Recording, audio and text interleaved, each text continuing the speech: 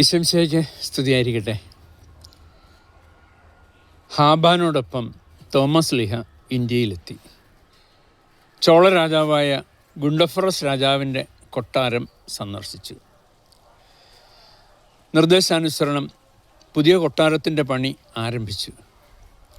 രാജാവിൽ നിന്ന് ഗഡുക്കളായി തുകകൾ കൈപ്പറ്റിക്കൊണ്ടിരുന്നു.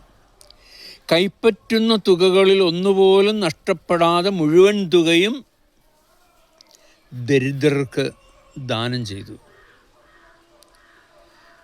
ഇടയ്ക്ക് രാജാവ് പറഞ്ഞു, എനിക്ക് കൊട്ടാരം പണി ഒന്ന് കാണണം, എവിടം വരെയായി എന്നൊക്കെ ഒന്ന് അറിയണം.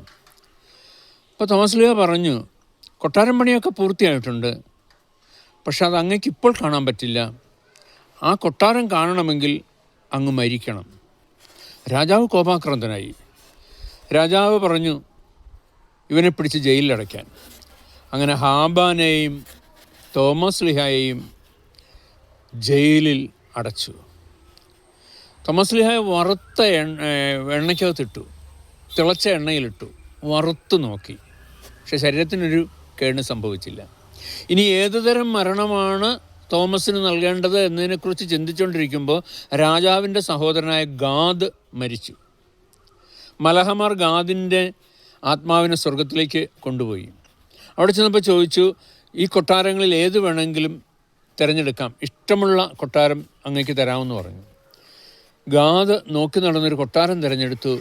ആ കൊട്ടാരം തിരഞ്ഞെടുത്തപ്പോൾ പറഞ്ഞു, അയ്യോ അത് തരാൻ പറ്റില്ല, അത് ഗുണ്ടഫറസ് രാജാവിന് വേണ്ടി വിശുദ്ധനായൊരു തച്ചൻ നിർമ്മിച്ചിട്ടിരിക്കുന്നതാണ്, അത് ഗുണ്ടഫറസ് രാജാവിന് മാത്രമേ കൊടുക്കാൻ കഴിയുകയുള്ളൂ എന്ന് പറഞ്ഞു.